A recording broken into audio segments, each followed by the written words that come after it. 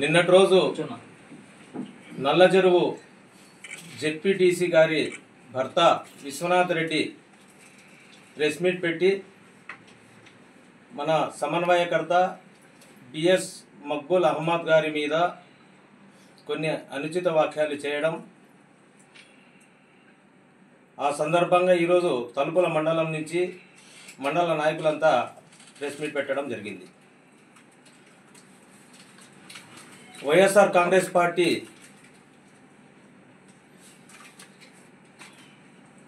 ఒక నిబద్ధత కలిగిన పార్టీకి అధ్యక్షులు వైఎస్ జగన్మోహన్ రెడ్డి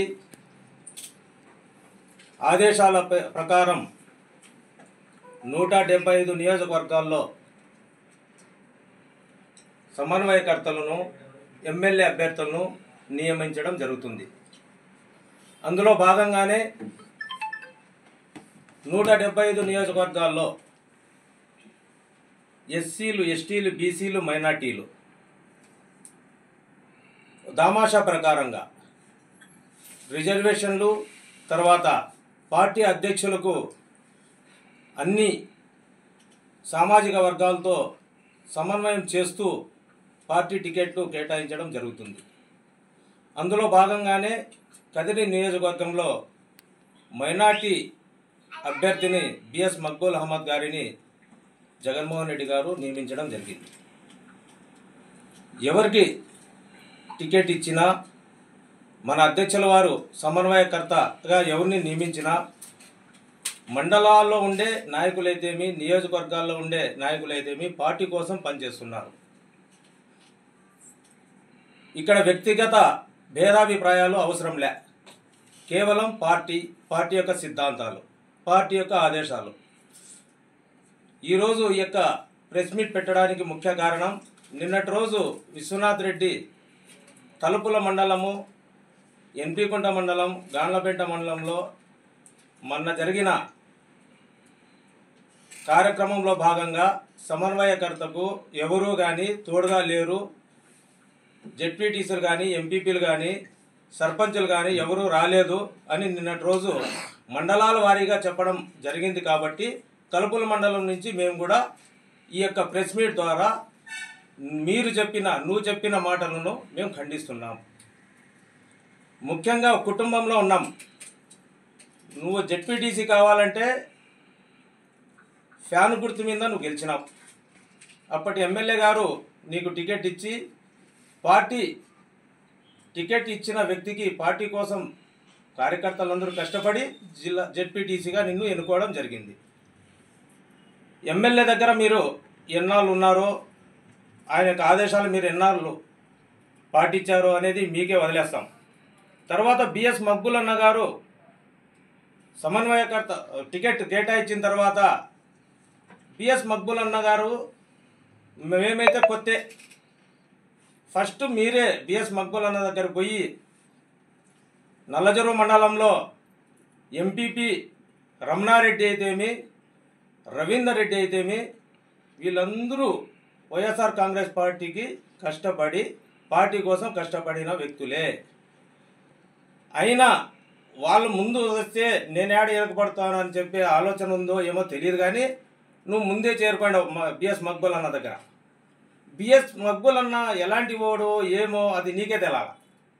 ఇప్పుడు సంవత్సరం అవుతా ఉంది. సంవత్సరం తర్వాత నువ్వు ప్రెస్ మీట్ పెట్టి మక్బూల్ అన్న గురించి మాట్లాడటం చాలా హేయమైన చర్యగా మేము భావిస్తున్నాం.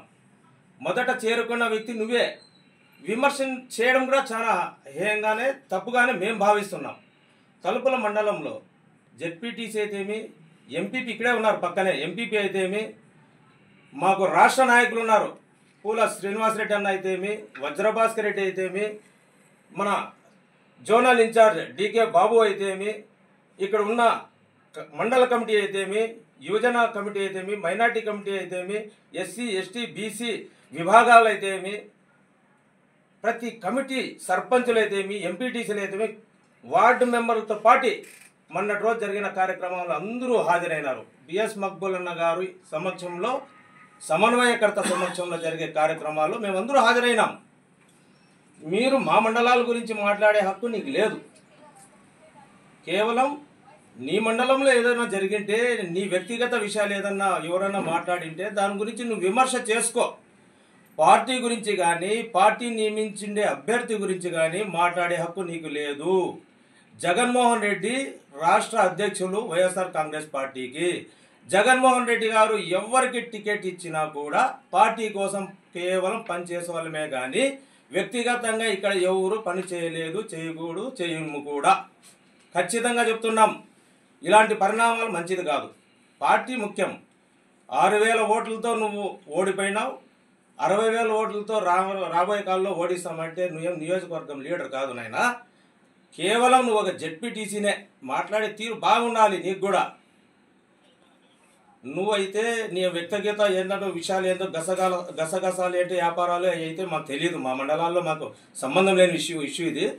కానీ జగన్మోహన్ రెడ్డి మన యొక్క పార్టీ అధ్యక్షుల వారు కదిరి నియోజకవర్గంలో ఎవరికి టికెట్ ఇచ్చినా కూడా పార్టీ కోసం కష్టపడతాం. ఇక్కడ వర్గ విభేదాలు లేవు. కేవలం జగన్మోహన్ రెడ్డి వర్గం మాత్రమే ఇక్కడ పనిచేస్తూ ఉంది. రాష్ట్రం అంతా కూడా జగన్మోహన్ రెడ్డి వర్గం మాత్రమే పనిచేస్తుంది. ఇక్కడ వ్యక్తిగత విషయాల్లో కానీ మాకు ఇన్ని ఓట్లు ఉన్నాయి, అన్ని ఓట్లు అని చెప్పుకునే అర్హత కూడా ఎవరికి లేదు. వైఎస్ రాజశేఖర రెడ్డి కుటుంబం, వైఎస్ రాజశేఖర రెడ్డి యొక్క సుపరిపాలన, ఆ పాలన తర్వాత వైఎస్ జగన్మోహన్ రెడ్డి గారి పాలన, అది మాత్రమే ప్రజలు గమనిస్తున్నారనేది విశ్వనాథ్ రెడ్డి గారు గమనించాలని కూడా ఈ పత్రికాముఖంగా కోరుతున్నాను. అదేవిధంగా ఇన్ని వేల ఓట్లతో ఓడిస్తామన్నావు. 2 ఎమ్మెల్యేలు ఇక్కడ గెలిపించిపోయినాం. పార్టీ టికెట్కి శిర్సా వహిస్తాం కానీ వ్యక్తిగతమైన విషయాలకు కానీ మీ యొక్క వ్యాపారాలకు కానీ మేము ఎవరే కానీ మండలాల్లో ఉండే కన్వీనర్లు అయితేమి, ఎంపీపీలు అయితేమి, జెడ్పీటీసీలు అయితేమి, మండల విభాగస్తులు అయితేమి ఎవరే కానీ మీ వ్యక్తిగత విషయాల్లో మాకు సంబంధం లేదు. కేవలం పార్టీ యొక్క సిద్ధాంతం, పార్టీ చెప్పిన యొక్క ఆదేశాలను శిరస వహిస్తూ పార్టీ కోసం పనిచేస్తాం. అదేవిధంగా కేవలం ఇక్కడ 3,000-6,000 ఓట్లు అంటే అతి తక్కువ మెజార్టీ. అంటే 3,000 క్రాస్ అయినా కూడా అభ్యర్థి గెలిచేవాడు. గెలుపేయటములు సహజం. ఒకరు గెలవాలి, ఒకడు ఓడాలి. కానీ 1 సంవత్సరం నుంచి సమన్వయకర్త మక్బూల్ అహ్మద్ గారు పార్టీ ఆఫీస్లో ఆయన కొన్ని వ్యాపారాలు ఉంటాయి.